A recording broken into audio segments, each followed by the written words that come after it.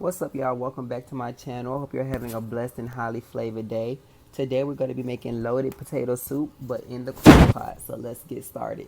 I'm going to start by first washing my potatoes. As you see here, I'm giving them a thorough scrub, getting into all the indentions, the creases, and the crevices, just to make sure everything is nice and clean. It is very important that you clean your potatoes because since they are a ground vegetable, they do carry a lot of dirt and bacteria, and you do not want that to get into your food or on your kitchenware.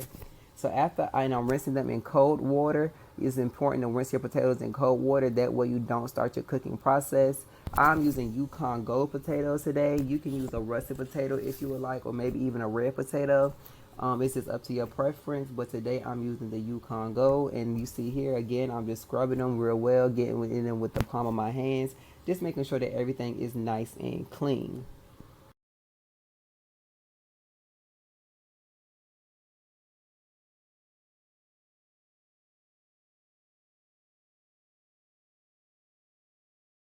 Once my potatoes were nice and clean, I just dried them off with a paper towel. This is to ensure that I don't slip and cut myself while I'm peeling them, as well as getting any leftover dirt and grime that you may have missed in the sink. Like I said, you see me just repeating that process here, and I'm going to repeat that process with the rest of my potatoes.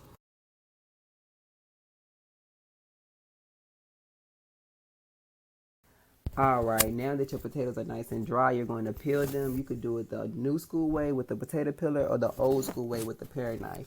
I'm going to show you the old school way first. So what you're going to do is take your paring knife and get right under the skin and just peel like that as you see here. Now y'all know the old folk, they would put that paring knife under the skin, and in one swipe they would have the whole potato peeled. Just one big long skin. Clearly I am a Gen Z chef with old school techniques because I did not do that here. It did take me a little minute to get that potato completely peeled. And honestly, it had me feeling something like this. Grandma's hands clapped in church on. So as you see here, I'm just finishing up the potato. I did speed this up because it did take me a little longer than I realized to peel the potato with the paring knife. But once it was completely peeled, I just went ahead and set it to the side, and I moved on to the potato peeler method. Now the potato peeler method is very easy. As you see here, all you gotta do is take your peeler and swipe it across the potato until you have all the skin removed.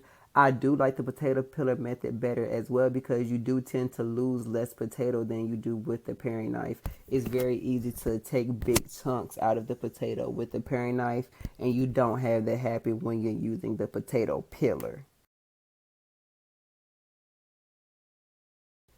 So here I'm just finishing up the potatoes with the potato peeler, and then I'm going to set them in cold water so they don't oxidize. And this is important, that this means that your potatoes won't brown while you're peeling them.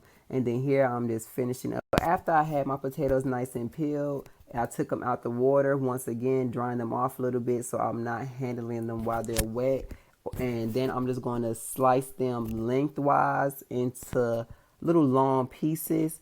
As you see here, I slice mine into 4 pieces, and then what I do is I lay them on top of each other. I was going to you cut off for at the same time, but it wasn't level, and when you're cutting your potatoes, just for safety reasons, you want them to be level. So I did 2 at a time. I cut them lengthwise again, then I turned them around, and then I cut them into chunks.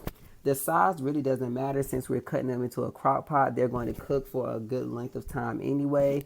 But if you want to, you can cut them into, roughly the same size. But for me, I just cut them into chunks, and then I moved on to the next potato. So after I got that potato into the crock pot, you see here, I'm just drawing the second one off again. I cut it lengthwise the same way. And then this time I just did 4 as well, stacked 2 on top of each other, and then cut them. I repeated this process for all 8 of my potatoes. As you see here, I just sped this up so I didn't have to sit through it. Cut them lengthwise again and dice them up really nice. And here I'm just showing you the size of the potatoes. You can see that some are big, some are small. If you see some that are extremely big, you can take them and you can cut them down a little bit more. But like I said, since this is going into the crock pot, it's not going to make a difference in the size.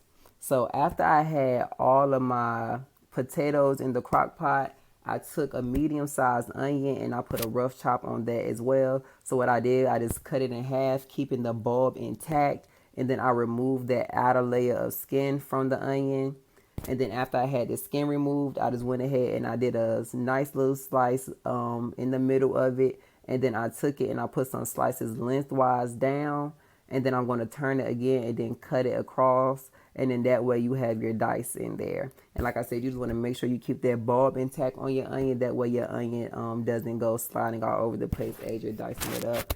And then I just repeated that process for the second half of the onion as well.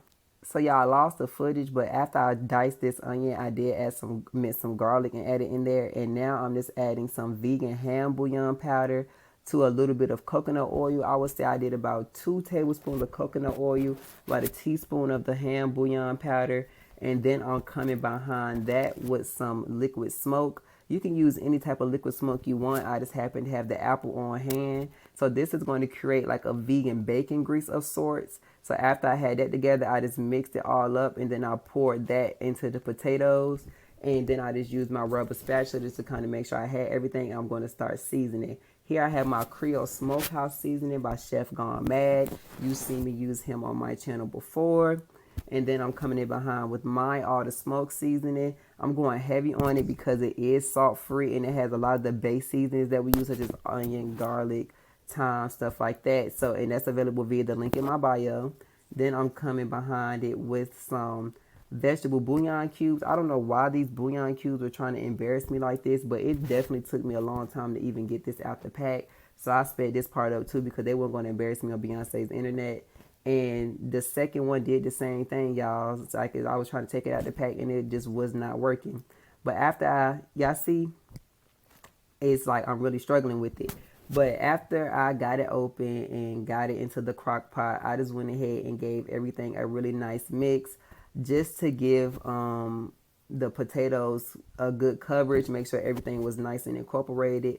And after I had everything nice and mixed up, after everything was nice and mixed up, I just went ahead and added about 4 cups of water to this.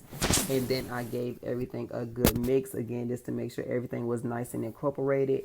You could use veggie stock if you would like, but I wanted to be able to control my sodium. As you all know, sometimes stocks can be very high in the sodium content. And I wanted to make sure that if it was going to be any more salt added, that it was added by me. So like I said, after I got everything nice and incorporated, I went ahead and added 3 bay leaves, and then I placed my crock pot on high, and we're going to cook this for about 4 to 5 hours. Now, I did make a bechamel sauce. What I did was I took a half a stick of butter, 2 tablespoons of all-purpose flour, and 2 tablespoons of tapioca flour. And then I cooked that together until the flour was dissolved, but you don't want it to brown. We're not making a roux. We're making a roux. We're not making a gumbo roux. We're just making a nice light colored roux. So after that was, pretty nice and cooked, I added a cup and 1/4 of oat milk, and then I just cooked it until it got that thick consistency that you see here. And we're pouring this directly into the soup because this is going to give the soup that creaminess that we look for in potato soup, but it's also going to help the soup thicken because of the flour and the butter coming together. After I added that, I just went ahead and gave it a nice big stir again. And as you will see, the soup is starting to get, lighter in color. It's starting to gain that creaminess that we know potato soup for. And then I'm going to put the lid back on it and I'm going to let it cook for about another 30-45 minutes. After that 30-45 minutes, I went ahead and added some vegan cream cheese, a little bit of vegan cheddar, some vegan smoked Gouda, as well as some vegan provolone cheese to this. And this is just to, bump up the flavors as well as add that cheesiness that we're used to in our potato soups. After I had all my cheeses added, I did add a little bit of vegan sour cream.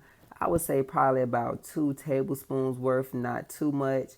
After I got the vegan sour cream in there, I went ahead and gave this another big mix, and then we're going to let this continue to cook until the cheese is nice and melted. Everything is coming together. I did taste it in between, add a little bit of salt and pepper. Like I said, that's why I wanted to be able to control the sodium content. And then after I added my pepper, again, I just mixed everything together real good, getting those additional seasons nice and incorporated. And then I put the lid back on and let it continue to cook for about another hour. After that hour was up, the potatoes was nice and tender, the cheese was melted.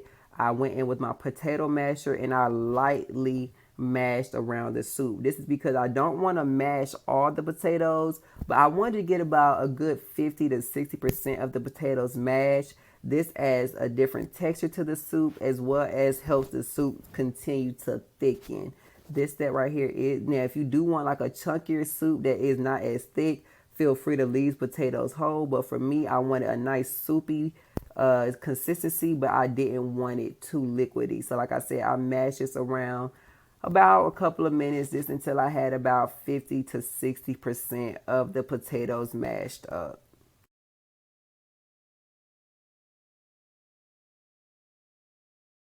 So as you can see, the soup has gotten a nice thick consistency on it. Some of the potatoes are mashed or partially mashed, and then we have some that are still pretty whole. And that's, like I said, it's going to give you a nice bite to your soup as you're eating it. You don't just have a straight liquid soup. You're going to get some, something to give you a different mouthfeel as you go around and you eat the soup. So after the soup was done, I just put the lid back on it just to keep it warm while I plated.